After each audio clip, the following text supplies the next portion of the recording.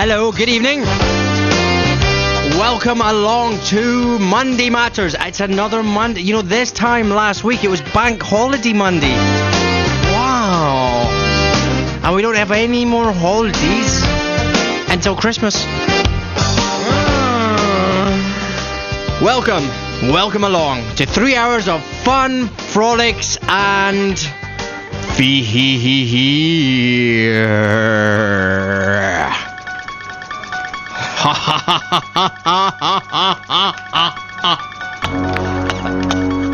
Sorry.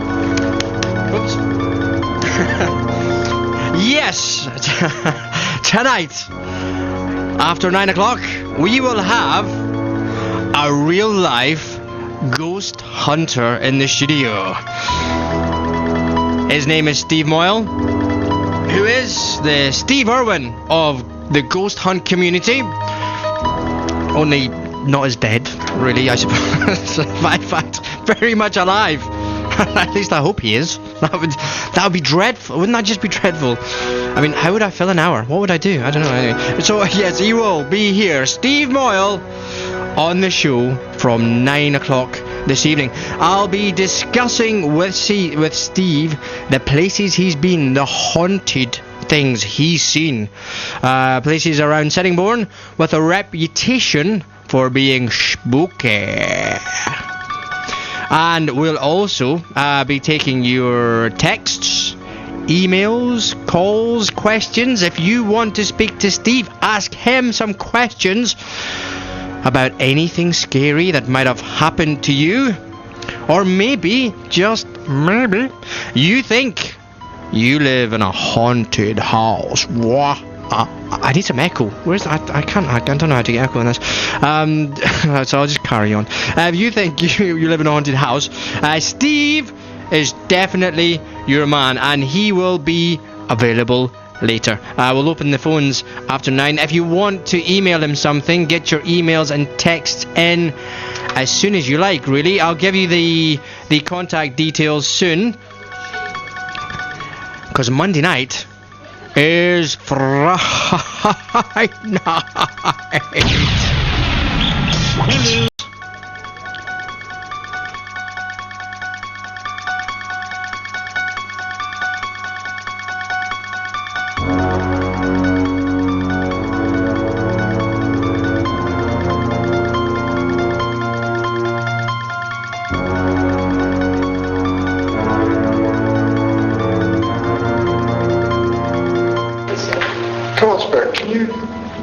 Can we hear your footsteps again, please?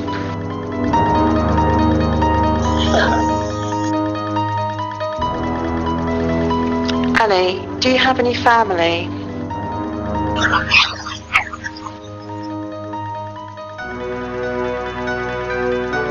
Marcus, do you need help from us? Or from some other entity? Oh. Hello, Spirit. My name's Christy. What flavour crisps do you like?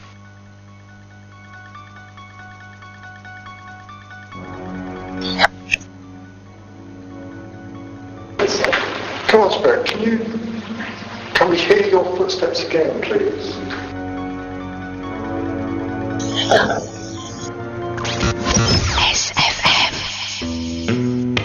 Thanks. We've had people texting and emailing us already. If you would like to ask our guest tonight, Steve Moyle, Ghost Hunter, the text 078 21414. Email us studio@sfmradio.com.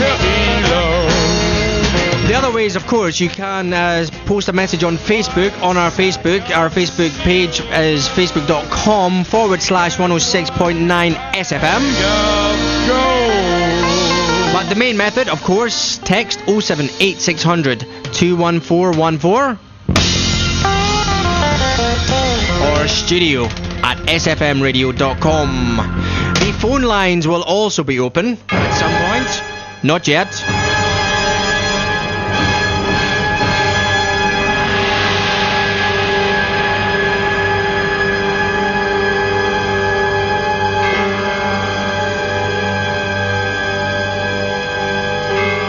very dramatic introduction. Hello, Steve. Good evening. How are you doing? I'm not too bad. We got the omen going on in the background there. Brilliant. Yeah. Now, introduce yourself. So you're Steve Moyle. You are a ghost hunter, That's an aficionado ghost hunter. A proper ghost hunter. A proper ghost hunter. So, can you explain to me just a little bit what that actually means? Well, basically, we run events every Friday, every Saturday somewhere. Some are obviously local to Kent, some are throughout the country, but these involve having guests come along, they buy tickets to our events, and we just investigate that venue however we choose with lots of different equipment. Yeah, okay. And so whereabouts do you get your leads for this sort of thing? Well, most of it comes from our researchers who find locations, local people who have always heard stories about, things they've heard about, their grandparents mentioned it, or venues contact us, say, we've got something here, would you like to come and look at it? Wow, okay. And the venues that contact you,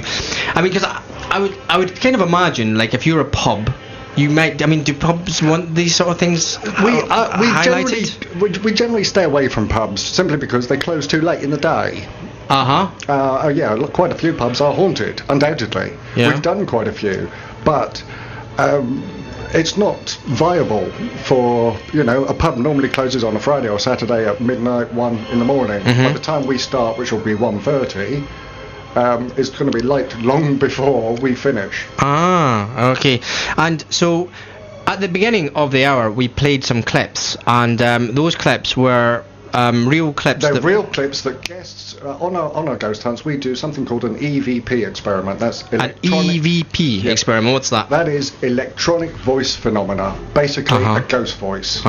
So we ask all the guests to ask a question, and then we leave a 10-second gap of silence after they speak, and that's when that voice is usually captured in that gap.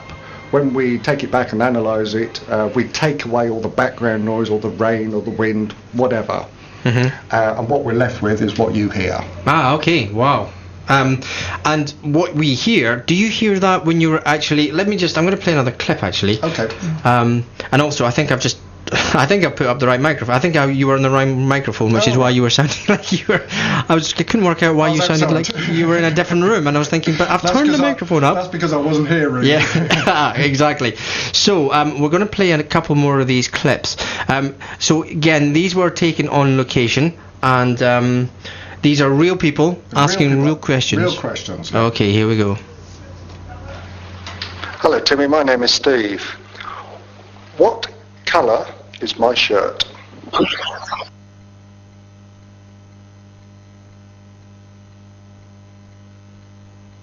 Why did you want to move me?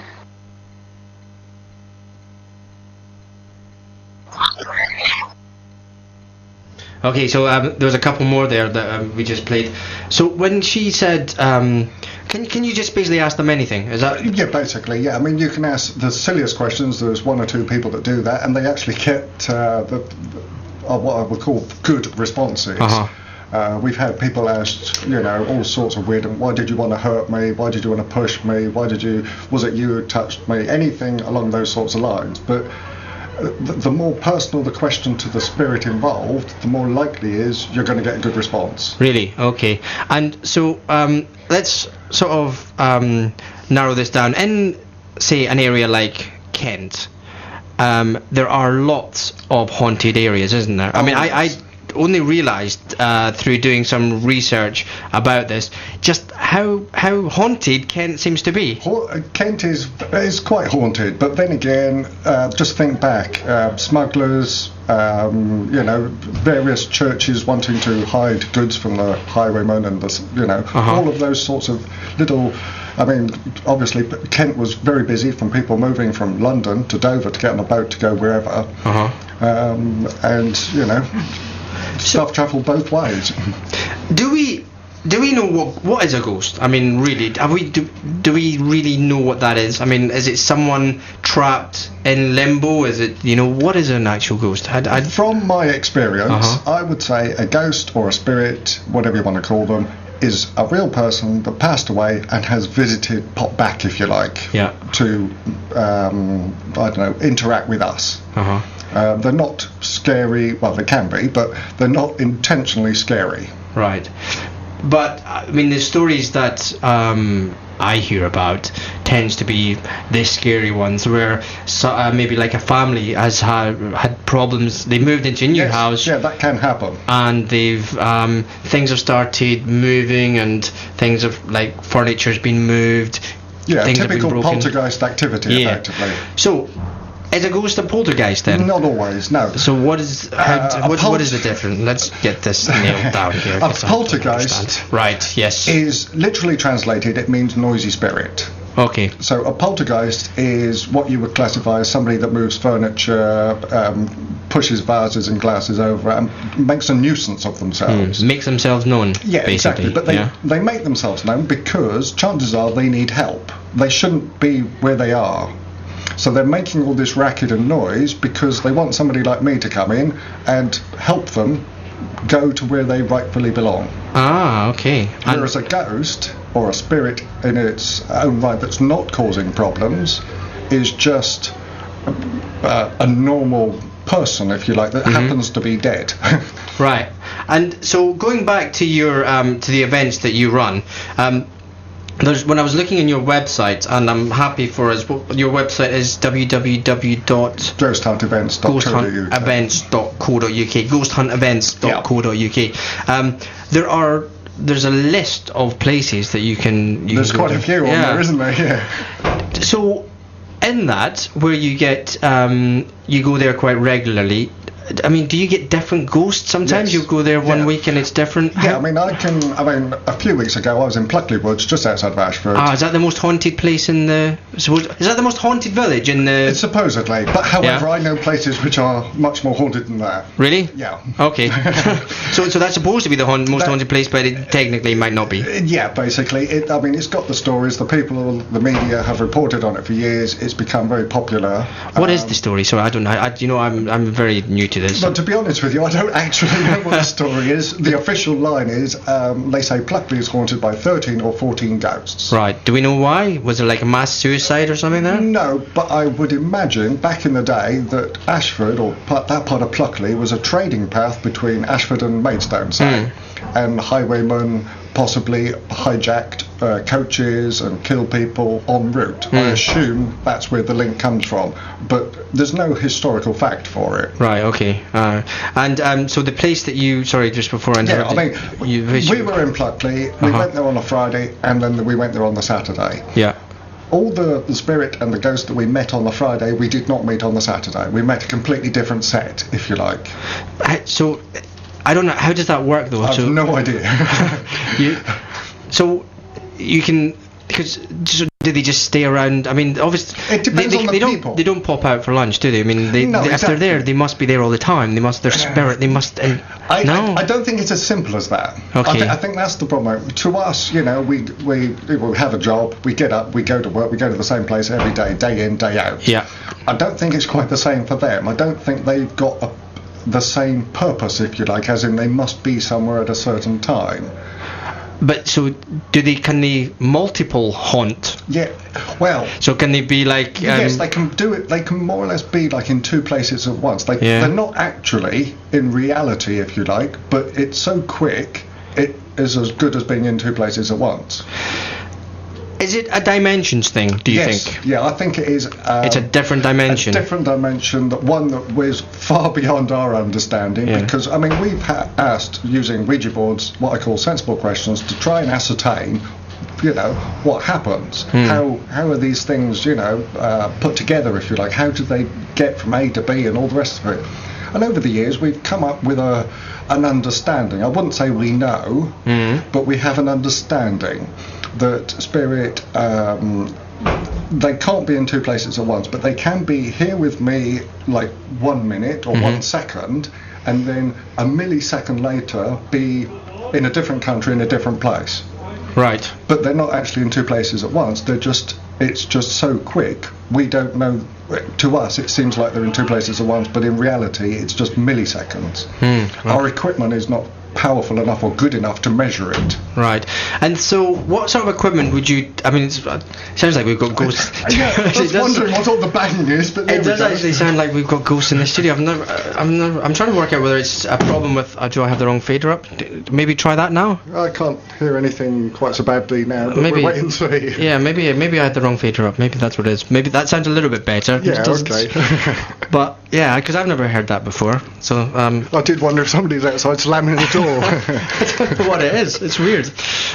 See now, if all the technology fails, then is that a sign? Because these things happen, huh? Yeah, we often go through batteries like it's going out of fashion. Yeah. Because spirit energies, ghost energies drain batteries, or they can. They don't always. They can.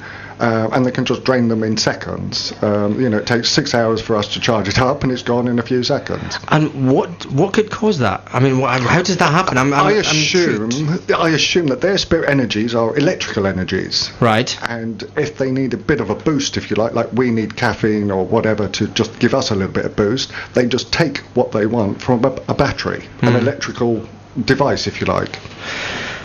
Can you? Well, actually, I was going to ask you to just sort of like talk me through a situation that you know of. But before I even get to that, I'd be quite interested. How did you get into this ghost hunting malarkey? Not malarkey. Sorry. Into ghost hunting. Vocation, I think, is the word you're looking for. Yeah, but it's more than a vocation, isn't it? I mean, it's your life now. Yes, it is. It is your life. It's a full-time job for me. Yeah. And so you go from having an interest, I suppose, maybe as a young kid. Yes, basically having an interest, getting involved with when I was doing what I call a normal job in a normal place of work. Somebody approached me and said, "Oh yeah, they'd like a website, for ghost hunting." I was like, "What's that all about?" Oh, and prior to that, you had no real experience. I'd had weird occurrences happen to me doing my daily thing, if you like. Go on then. What? Tell us. Just like what? And how do you? I mean, how do you know it's? How do you know it's something which is, let's just say, supernatural, or from like a ghostly experience to something that's, it just could be a door slamming. Where do you wear that up? Yeah, how do you distinguish between the two? Basically, when we do our events, we analyse everything. We have, if it's indoors, we've got cameras. We've got hundreds of, we don't have hundreds, but we've got plenty of cameras running, filming everything. If we hear like a door slam, we will go and check to see if it's windy to start with. And then ask if anybody slammed the door, and generally if we'll rule out all the obvious, and if we're left with an unanswerable, and we can see it on our cameras, if we can see the door swinging in our footage and we can't see any reason for it, then we would count that as being paranormal. Right. Okay. It's just, we rule out the obvious. We don't hear like a door like we were hearing those noises a minute ago and go, oh, it's definitely a ghost. And so just to go back to you for a second, so it kind of started off, someone asked you to build a website, and it just sort of went from there. Went from there. I was with them for a little while, and then I decided after doing that for 8 years or so to start out on my own. To do it more frequently. And so what sort of time scale was this? When was this, in the 90s? This was later? Early 2000s, I suppose. Okay. But I'd had many weird occurrences happen to me throughout my life that are just odd. Yeah. I suppose a lot of us do. I can probably think of a couple of experiences, but I don't know. Maybe you probably have an odd experience, but you don't jump and think, oh, that was definitely ghostly. Yeah, exactly. No one does that. No one does that. No, I suppose some people do. Some do. Yes, obviously. There's always those sort of people out there. But now here's a question. Do you ever watch that program, Most Haunted? I have watched some episodes. Have you ever been tempted to go on it yourself? Well, we've been. Funny enough, we've assisted a UK one, Great British Ghosts, I think they're called. Right. We've assisted them with research and where to go. We haven't actually appeared on it, but we did feature on an American one back in March, which was aired in July in the States, which was Ghost Adventures. And was that filmed in the UK? That was filmed in Kent, yeah. That was filmed at Four Horsehead in Kent, which is a interesting location. Yeah, it's just I mean, looking at it from the American angle, I'm assuming the Americans are probably into this thing. They are, yes, they're into it more than we are. Do you get many ghosts? Because America hasn't really been around for that long. No, that's the thing. In America, their history is rather short compared to ours, anyway. So do they get many ghosts? Yeah, they do, but they still have prisons and, you know, haunted houses, and I won't say castles because they don't have any. Yeah. But most of the stuff they have is asylums and mental hospitals and that sort of thing. Whereas ours in this country, most of them have been demolished. Okay. Can you talk to me then about an experience that you know or that you're aware of where it's really affected someone, where someone's come to you and sort of said, look, I'm really struggling here, I think I've got a ghost in my house? Oh yeah, I mean, I know of an instance, I won't say where because they moved. Really? Is that bad? They didn't move because of that. What happened was they were having vases being knocked over but not broken, so they're falling from like windowsill height onto the floor, onto a tiled floor, but they didn't break. Right. Which is unlikely at best. To be honest, I'm thinking that's great, fantastic, because I mean it saves you having to replace them. So well, yeah, there is that's that. Not a bad thing. But she was disturbed by this because, you know, she had her children weren't, I don't know, tall enough or old enough to reach it, and there was no one else there. So how did the vase get from the windowsill to the floor unbroken? She called me. I came in. I sorted it out. And it was a child spirit, a poltergeist if you like, just making a racket, making noise, just to say, hello, I need some help. Right, now, you see, and I went in there, sorted it out as though it's quite an easy, run-of-the-mill sort of thing. Yeah, I just went in there, it was a poltergeist, it was a little child, sorted it out, and it was fine. So, delve into the sorting it out a little bit, please. Okay, when you say sorted it out, the sorting out would be... And what sort of equipment do you go in with as well? Well, our equipment is a range of equipment. We've got quite a lot of it, but we've got, like I said, we've got the remote camera systems that we have. We've got proper Sony night vision cameras for all sorts. Got quite a few of them. Generally, we also have EVP recorders, which are digital audio recorders. Obviously still cameras. We then have a range of specialised equipment like EMF meters, which detect changes in the electromagnetic fields, which is, if it lights up, it's a good indication there are energies around, unless you happen to be beside something electric. Yeah, okay. And so obviously you do ghost events, but if say someone calls you in to their house, was it exactly the same sort of setup then? Essentially, yeah. I mean, we go in with the same mindset, so that we will be going in there, to ascertain what's there, how it's there, what it's doing, why it's there, and generally just asking it, the spirit, why are you annoying these people? And sometimes you get a response? Yeah, sometimes it's just a case of because I can, right? Which is of no help whatsoever. Mm-hmm. And other times it's, I didn't realise I was disturbing them. I'm just creating. You're the right person, if you like. I was making this noise and this racket so that someone like you could come and I could go home. And I mean, that sounds like quite a lucid conversation. It's an odd thing to experience. I mean, it's odd for me because I can see and sense spirit like I can see and hear you.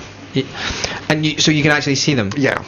So you're in this house, there's this little child. I mean, there's something about, and maybe it's through watching things like, I don't know, maybe The Shining or something like that. Yeah, or The Sixth Sense. Or The Sixth Sense, where there's something about little children that I think that I find very scary, in fact. Possibly even more so than adults. But, so, it's a little child. I mean, where was it? Was it in the living room? Was it upstairs? How do you find it? What do you use? How does it present itself? It depends on location to location. I mean, usually if it's a child energy, we usually spot them upstairs. Possibly if there's another real child, if you like, a human child, then they may be in their bedroom, possibly. And Do you how far do you delve into these sort of things? I mean, do you find out where it came from, why it's there, and what happened? We will use sometimes we use a Ouija board to find out if they can spell, obviously. Yeah. If they will happily spell out, their full name, why they are where they are, and use that as a communication device. And can you then? So you get their name. Can you then trace that back at all? Hopefully, if we get their full name and their date of birth and where they were born, we can, and when they passed away, we can then look it up. Ah, okay. And if we find it, great. Unfortunately, quite a few people, especially from, 200-300 years ago, are anonymous. Yeah, I mean, could you, thinking about that particular instance just with a child, child deaths back in the sort of turn of the sort of 19th century, exactly. I mean, child mortality rates were horrendous, absolutely horrendous. So I can imagine, you would imagine that literally in a particular house, I mean, there could be half a dozen, even thousands of child spirits, or just even adult spirits. There could be, yeah. So again, I suppose, what makes them come forward? And have you asked them? Do they know why is they're there? Sometimes they do, sometimes they don't. Sometimes you ask the spirit, when did you pass away? And quite a few times they say yesterday. Yesterday? Yeah, exactly. But yesterday for them was 1760 whatever, and yesterday for us wasn't. What's the oldest death or ghost you've ever come across? Because I mean, you've been to quite a few places. Yeah, I mean, I would say it's a bit hard really, but what I can remember would probably about 15 something or another, 1530 I believe. I'm not entirely sure, but then again, I'm trying to remember 9 years worth of stuff. Yeah. So, and the kind of circumstances that these ghosts tell you about, have any of them just like died of old age? Oh yeah. I mean, because I just assume that they're all going to go that they were stabbed or they were murdered. Yeah, everybody assumes that at some point, I'm sure there are plenty of people or spirit that have been murdered in gruesome ways. I've come across quite a few, but obviously there's a certain proportion of people that have just died because of old age or tired, generally, of just working too hard. Yeah. But they often come back just to visit their relatives, for instance. Really? Yeah, like especially when when people have newborns in the house. I wouldn't be terribly surprised if you've got a baby in the house, a newborn, that like a grandparent might turn up just to see what their great-grandchild would look like. Wow. And then start causing trouble. No. I mean, they wouldn't. To be honest, that sounds like my grandfather, maybe. Yeah, but they don't. They don't turn up always to cause trouble. They turn up just to pop in, see what's going on. And most of the time, 99.9% of the time, they don't interfere with our lives. It's only a very select minority that do. And you would know they were sort of interfering, maybe in your life, maybe through. Is that when the creaking doors, the cold spots? Moving furniture, that sort of stuff happens, then obviously that spirit is there for the wrong reason.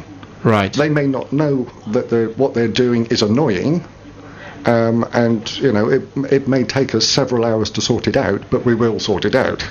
Fantastic. Well, listen, we're going to return to this in a second. I'm going to play another song. If you have a question you would like to ask Steve, the number to call 01795 22 70 70. We're gonna open the lines now to take some calls.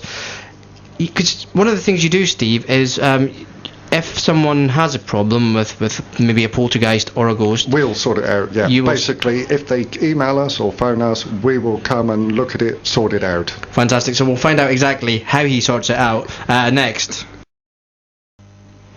Well. There are. Oh, here we go. You wear a hat for your job.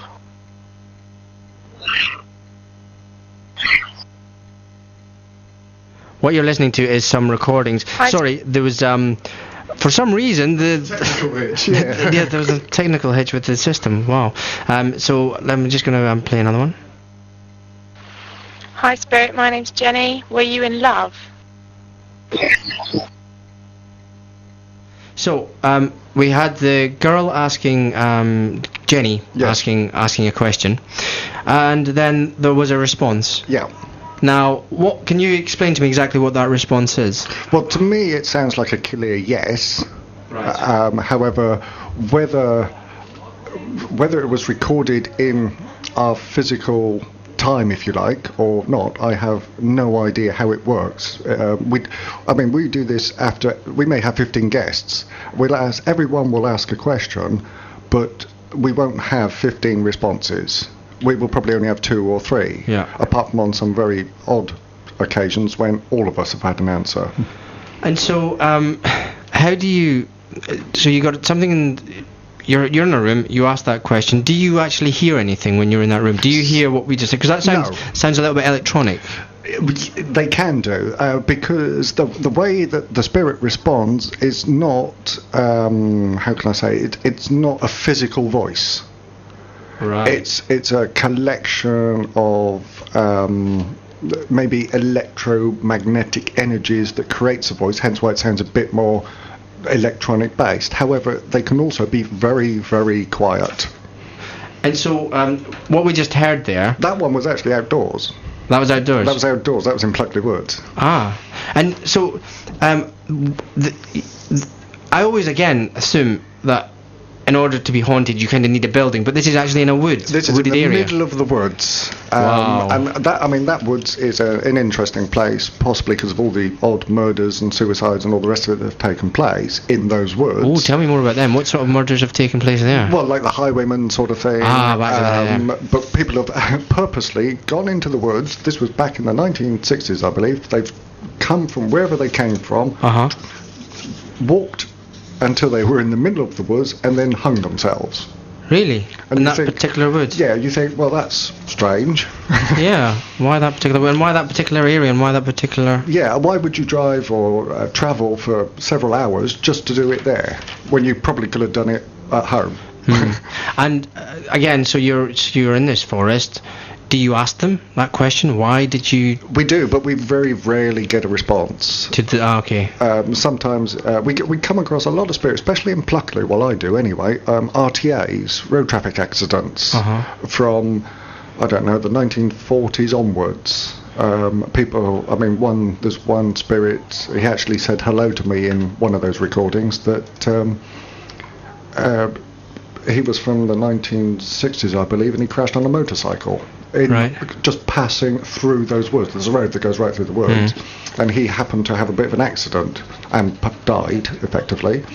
And he just happened to be wandering by, if you like, when I was there.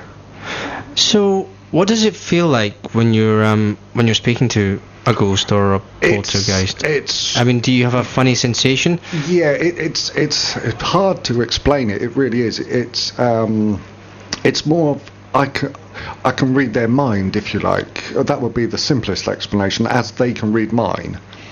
That sounds scary. And they can read yours as well. Oh dear. Well, good luck to them. You don't want to do that. And so, as you're reading their mind, is it like a telepathic? Exactly. It's more of a telepathic process rather than a physical process. I don't hear them in my ear. I hear them in my head, if you like. So, you run all these events. Can you sort of explain to someone who's never done it before what exactly happens? So, one of your most popular events, what would that be, for example? Well, Pluckley would be the most popular. Although there's also a close second is Bicknor Woods, which isn't terribly far from here either. And in fact, you've got an event coming up on Saturday in Sittingbourne. Yeah, well, it's near to Sittingbourne. It's Doddington, or near Doddington. Doddington, okay. What's happening there, and why is that so haunted? I don't really know why that particular woods is so haunted, but the church there is a bit weird. It's Witchling Church. I'm assuming the Witchling is spelt as after the tree, not a witch. Yeah. But it's a very odd church. It doesn't get used often to start with. Once a month, I believe. Churches are pretty odd anyway, though, aren't they? I find. Well, this one is because there's no windows in it. There's no windows? No. Okay. So is it small, big? It's quite a big church, but you can drive past it, and I'm sure many people do, and they don't even know it's there. It took me 3 goes to find it. Is there a graveyard? Yes, there is. Yeah. It's surrounded by graves, and they're all, I think the most recent one is 2006. Because that's where I remember being a kid, and the thing that we always used to do is go and sit in a graveyard. Well, yeah, have a few drinks and then go and sit in a graveyard. Yeah. And so you'd imagine that there'll be more events happening in and around a graveyard, but it doesn't seem to be the case. No, I mean, graveyards are generally quiet places. Yeah. A spirit did once say to me, "Why would I hang around where my shell is?" When I can go and, sit in a pub effectively. Which is a very good point. Why would you hang around just because that's where your grave is, rather than go to where you enjoyed being? Yeah. That's okay. So that sounds like a very kind of human conversation. Well, essentially, they are humans, but they're just they not sit in physical. A pub? But so if they're not physical, why would they, for example, sit in a pub? Because can they sit down? I don't know how. I don't really know if they can sit down as such, not like we do. But what the spirit was trying to say is, I wouldn't hang around where my body is. I would go to where I could enjoy myself, i.e. a pub, or go to the theatre, or go and see my wife at home, or children, or whatever. And that, to me, makes some sense. Okay. However, this particular witchling one that we've got this weekend, the woods there are known for strange whistles, and I've heard some strange whistles in there, and howling, and all sorts of weird and wonderful things that you would not expect to hear in the middle of a woods, like someone dropping a bag of Spanos. Really? Yeah. Wow. And, I mean, again, you've got your recording equipment out. So, these noises, do they sometimes try and make themselves known to you when you're there? And sometimes the noises we hear when we're doing the ghost hunt everyone hears it. I mean, I've been to quite a few places where we've heard the sound of, especially outdoor ones, where it sounds like a tree's fallen down, but nothing moved. But you would expect you'd expect some branches and other trees to move if another one had fallen down, but nothing moved. Can ghosts hurt you? They can, but they rarely do. You would have to be really, really, really annoying to the particular ghost, winding them up, if you like, and taking the mickey, for them to, lash out. It's no different if you go into a pub and start annoying people. How long will it be before you get hit? Yeah, that's true.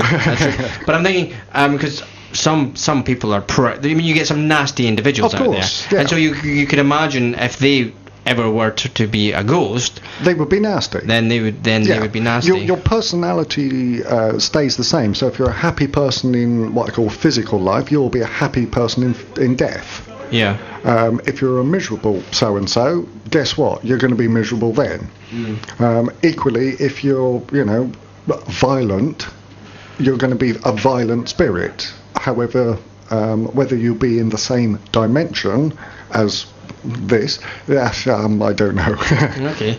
And going back to some of the events that you run, so what, there's maybe 5-6 people, you pitch up at, I'm assuming, quite late at night? Yeah, we start at 10:30 at night, and the outdoor ones we start at 10:30 and we run until 2 a.m. Usually there will be about 10 paying customers, if you like, and 2 or 3 of us, if you like, my team and I. Yeah.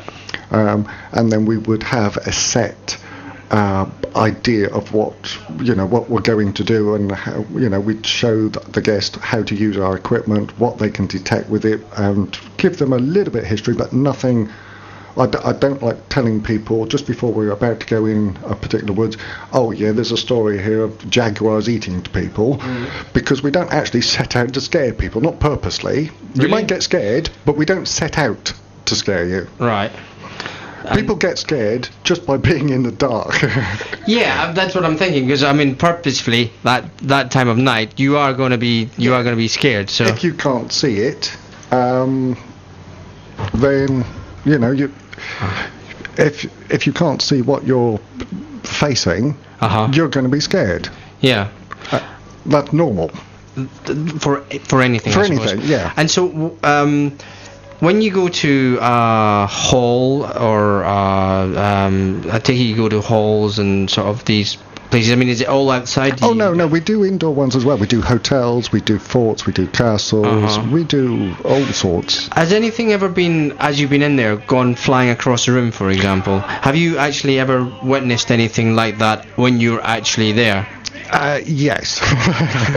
Yeah, we've had like torches and stuff just fall over, which doesn't sound terribly scary. However, if everything is still and suddenly something falls over and makes a lot of noise, especially in an echoey environment, everybody jumps.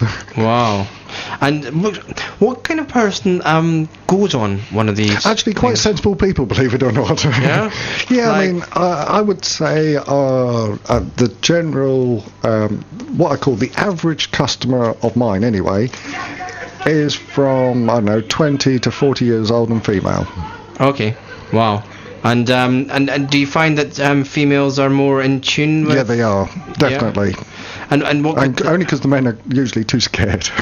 What, men are worse? Men are worse than women. Ah, okay, wow. Yeah, but do you think men are more sceptical as well? Yes, I do. But then again, men, as on a whole, if you like, they are fixed in their mindset, if you like. You know, if it's black, it's black. Yeah. If it's white, it's white. There can be some people, not everyone, but some people are like, there can be no grey. Yeah.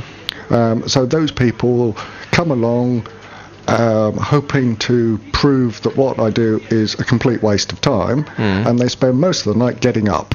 As in, they get pushed over, they find themselves scared for no reason. I had one guy last week that spent the entire week pretending he was a lighthouse because it was too scary for him to turn the torch off. And where was that? Where? That was in Bicknor Woods, actually. Yes, that's just down, or just beside the church there, which is another odd church in Kent. Why is that odd? Just again, scary. It's another church that has no windows. Wow, all these churches with no windows. And why would a church not have any windows? I don't know. And the funny thing is with Bicknor Church is, I believe it's the same with Witchling. I don't know. I've never been in it. But Bicknor Church has no electricity. And the village of Bicknor, or where the church was, the village was wiped out in the Black Death, and then the village was rebuilt a few hundred yards down the road. So the church is now on its own. It has no village, if you like, or nothing near it anyway. Yeah. Wow. Okay. Well, I'm going to play some more of these clips that you brought in, and. My name's Steve. What did you do for a living, Philip?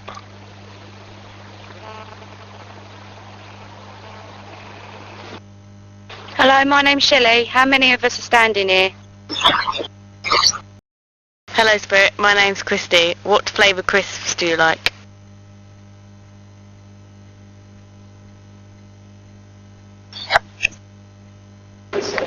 Come on, Spirit. Can we hear your footsteps again, please?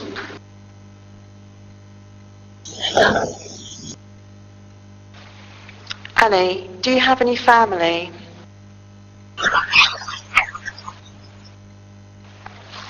Hi Annie, this is Gavin. If I offended you, I'm sorry. If I did, say yes or no.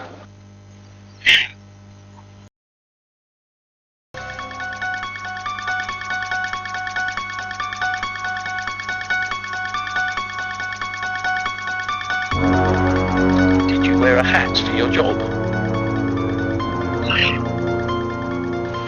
Hi, Spirit. My name's Jenny. Were you in love?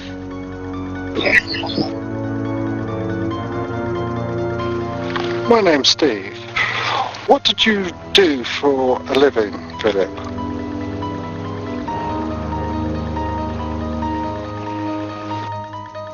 Hello, my name's Shelley. How many of us are standing here?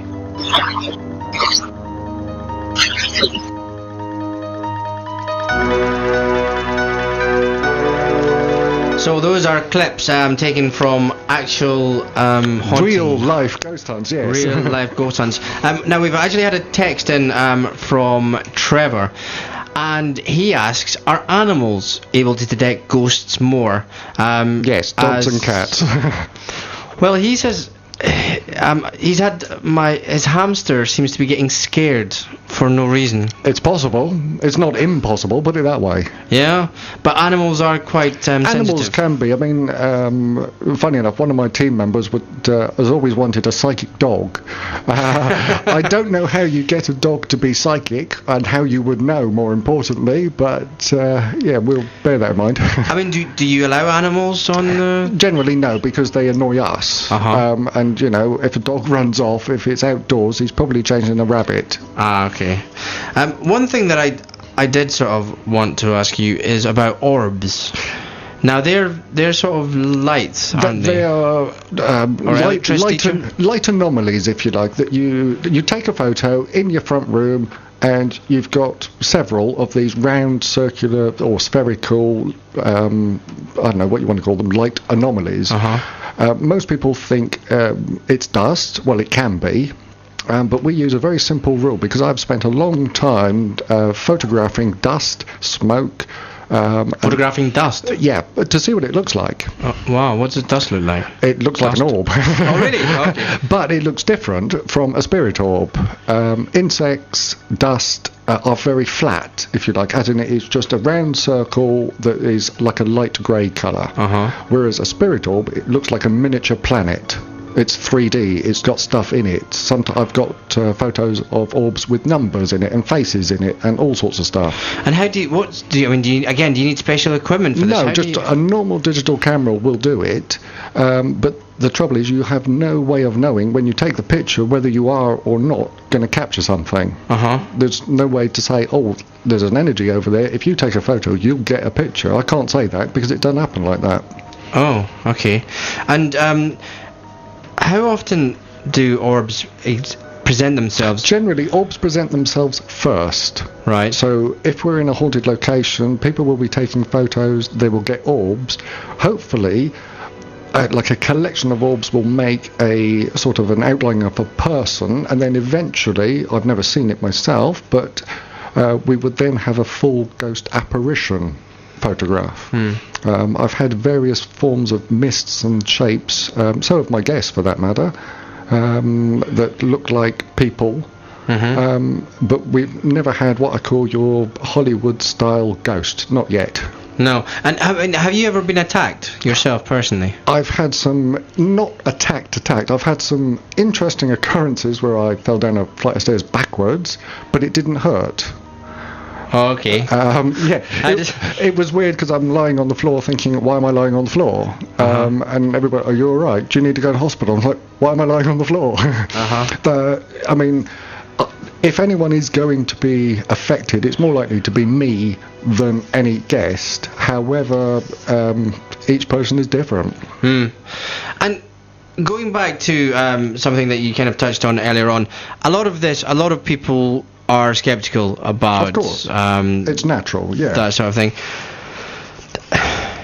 How would you, what would you say to someone who said, you know what, you're a bit of a Fruit Loop. You're a bit of a nutter. I would basically say to them, come to an event. Come to an event, and whilst we don't set out to prove or disprove, generally, we will hopefully give you, we will change your mind. We've had many people come before to different events all over the place, and they came here and they said to me during the night, we came here thinking, you know, it was a load of old rubbish, and we came here to disprove, you know, that it is complete rubbish, but they go away a changed person because they've seen something or something's happened to them that they can't explain.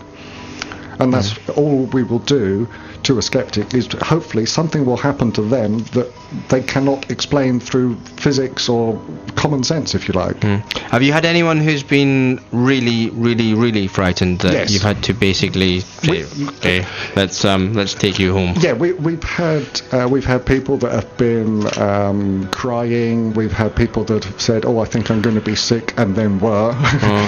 Really? Wow. Yeah, that was a fun night. We've had people that are just scared and frightened and been crying, and they don't know why. they're being affected, but they don't know they're being affected. So you've got an event coming up very close to here this weekend. Yes, Saturday at Witchling Woods. Witchling Woods. If people were interested in going along to it, how do they get in touch? They can book a ticket via my website, ghosthuntevents.co.uk. Tickets for this one, as all our outdoor ones, are only £10 per person. Right. And we generally have between 10 and 15 people present.